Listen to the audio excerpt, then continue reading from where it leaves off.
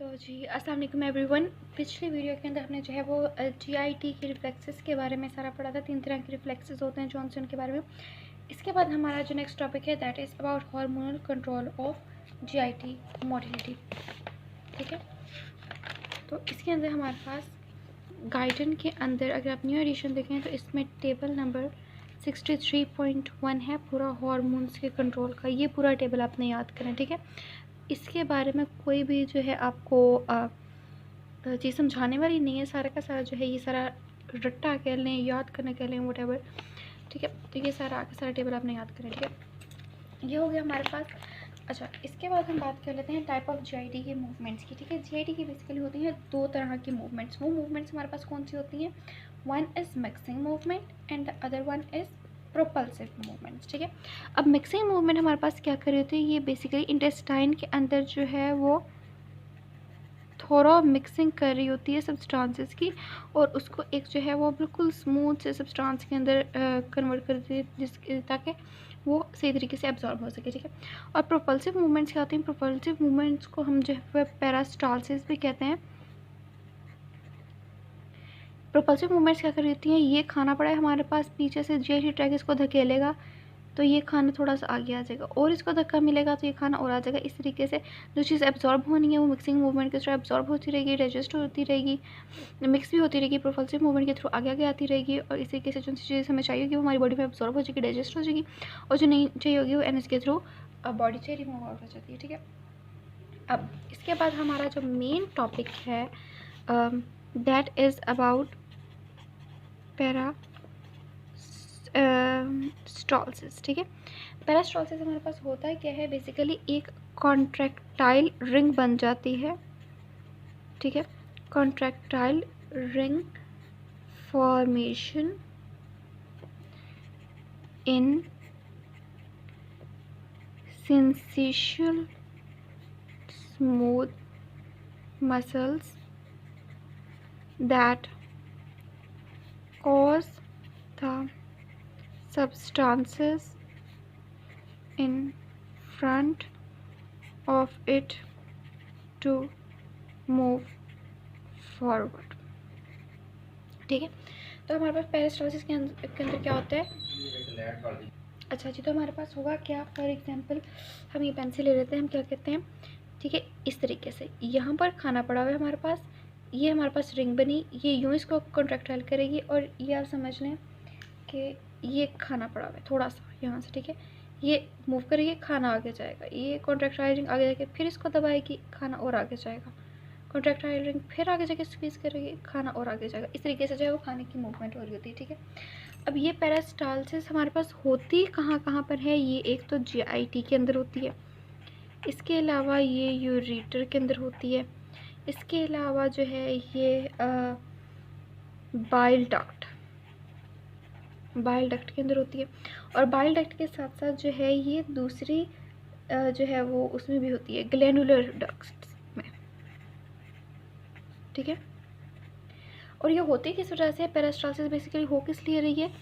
ये या तो हमारी बॉडी में इरिटेशन हो जाए, या हमारी बॉडी के अंदर जो है वो डिस्टेंशन हो जाए, या जो है वो नर्वस सिग्नल्स मिल रहे हैं कि भाई खाना खाया हुआ आगे भी तो चलो।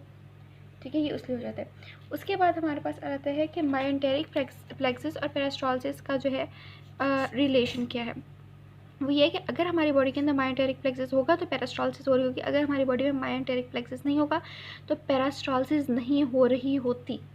ठीक है, उसके बाद हमारे आते हैं 2 तरह के यहाँ पे हमारे पास जो है वो, एक हमारे पास रिफ्लेक्स आ जाता है जिसे हम कहते हैं पेरिस्टाल्टिक रिफ्लेक्स। इसके बारे में मैं अभी आपको ये बता चुकी हूँ कि क्या होता है। कॉन्ट्रैक्टाइल रिंग की फॉर्मेशन हो रही होती है, जीआईटी का सेगमेंट जो है वो स्टिमुलेट कर रहा होता है डिस्टेंशन की वजह से, कंस्ट्रक्शन होती है। ये खाना है, ये इसका पीछे वाला हिस्सा, ये आगे वाला हिस्सा। पीछे वाला हिस्सा कॉन्ट्रैक्ट करता है, आगे वाला हिस्सा रिलैक्स करता है, और ये खाना आगे मूव करेगा।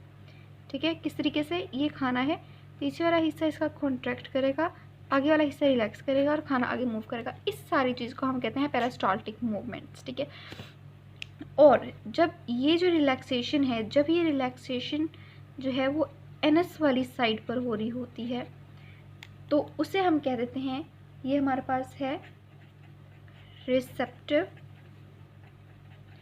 रिलैक्सेशन, ठीक है। और इस पूरे को receptive relaxation along with peristaltic reflex को हम कह रहे हैं हमारे पास है लॉ ऑफ गट। एक्सटर्नल पूछ लेते हैं कि भाई लॉ ऑफ गट क्या है, तो उसके अंदर हम उसको ये बताएंगे कि हमारे पास क्या होता है, कोई भी खाना आया हमारे पास कॉन्ट्रैक्टाइल रिंग बनेगी, उसको स्क्वीज करेगी, खाना आहिस्ता आहिस्ता करके आगे आगे को मूव करता जाएगा और आगे से जो है वो रिलैक्सेशन होती जाएगी, पीछे से कंस्ट्रक्शन हो रही है, आगे से रिलैक्सेशन हो रही है और खाना आहिस्ता आहिस्ता आगे मूव करे। इस सारे को हम कह रहे थे हमारे पास लॉ ऑफ गट हो गया, ठीक है। उसके बाद जी हम आ जाते हैं, ओके जी, तो अब हम आ रहे हैं अपना यहाँ पर, ठीक है, gastrointestinal blood flow splanchnic circulation की अगर हम बात करें तो हमारे पास यहाँ पर बहुत नॉर्मल सी चीज़ें, इसलिए मैं आपको बुक से ही बता देती हूँ। यहाँ पर हमारे पास क्या गया, हमें कहा गया कि हमारे पास जो ब्लड होता है वो GIT से, स्प्लीन से और साथ के साथ जो है वो पेनक्रियाज वगैरह से आता है। कहाँ आता है, पोर्टल वेन के अंदर आते हैं। पोर्टल वेन से जाते जाते ये चला जाता है लीवर में और लीवर साइनोसॉइड्स में, लीवर साइनोसॉइड्स में जाता है हेपेटिक वेन में और हेपेटिक वेन्स के थ्रू ये चला जाता है इंफीरियर वेना केवा के अंदर।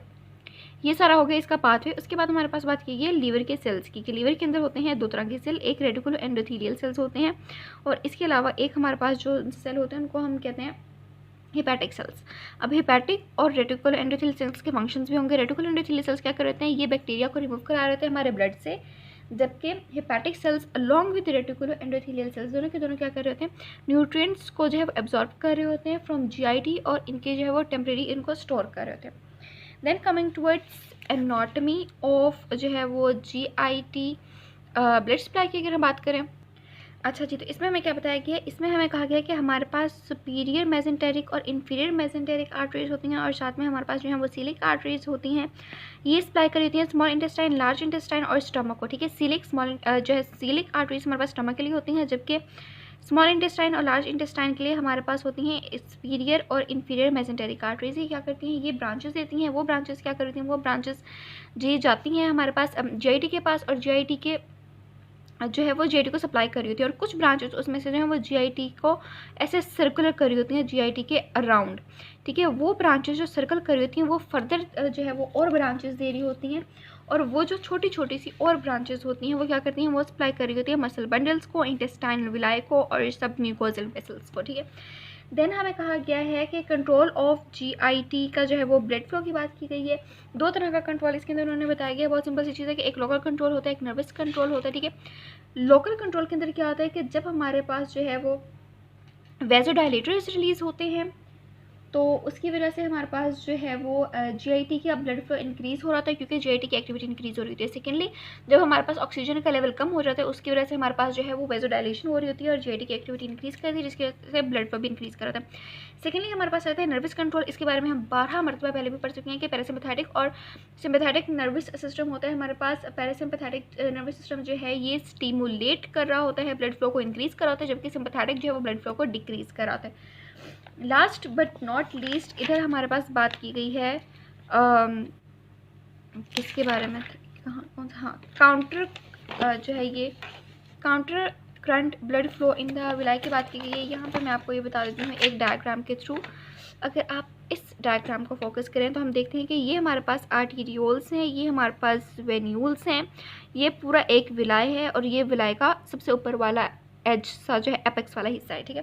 अब हमारे पास क्या कर रहा था कि आर्टीरियोल्स जो है इनके अंदर ऑक्सीजन होती है, वेन्यूल्स के अंदर ऑक्सीजन नहीं होती, तो यहाँ पर ये एक दूसरे से कनेक्टेड भी होते हैं। तो ऑक्सीजन क्या करती है, ऑक्सीजन आर्टीरियोल से जो है वेन्यूल्स के अंदर चली जाती है और इन केस अगर ज़्यादा ऑक्सीजन वेन्यूल्स में चलेगी तो यहाँ पर सबसे ऊपर वाले पोर्शन के अंदर ऑक्सीजन विलस को नहीं मिल पा रही होती, ठीक है।